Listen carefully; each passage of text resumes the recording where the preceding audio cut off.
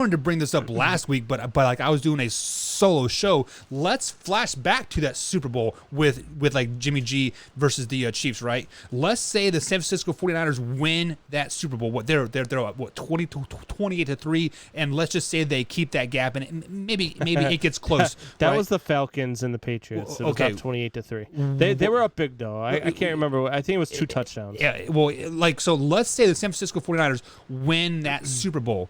Are we talking about a San Francisco 49er dynasty instead of the Kansas City Chiefs dynasty? Are we looking at Jimmy G in a totally different light?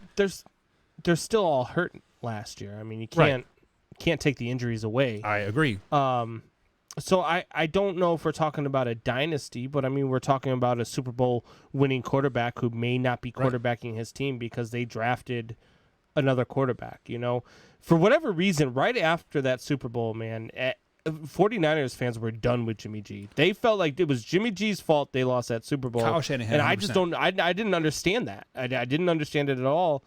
They should have been running the ball the entire second half. I mean, that second quarter. Look, Patty Mahomes does what Patty Mahomes does. Yeah. And so I don't put that much on him. Now, I will say that, Jimmy G is more of a clock manager. He is more of an Alex Smith type quarterback. He's not going to wow you with the stats. He's not going to wow you with the numbers, but he's not going to lose you games.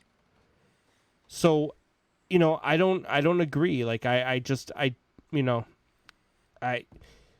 said, he comes back and he says last year was a horrible year for them, but look at his stats through his whole career. He had like 2 good years. Well, he's only had 3 seasons that he's been a starting quarterback, and he's only been healthy 2 for of them were one, good, right? and last year they were all hurt. Yeah. So, I mean, like, I don't know. I don't understand the hate for Jimmy G. I don't understand why people think he's like some awful trash quarterback. Yeah. Last year I was clamoring for the Bears to trade for him. I would have loved to have seen Jimmy G in a Bears uniform to trade Trubisky because there was talk of Trubisky to the Niners for Jimmy G, and I was all over it. I would have loved it.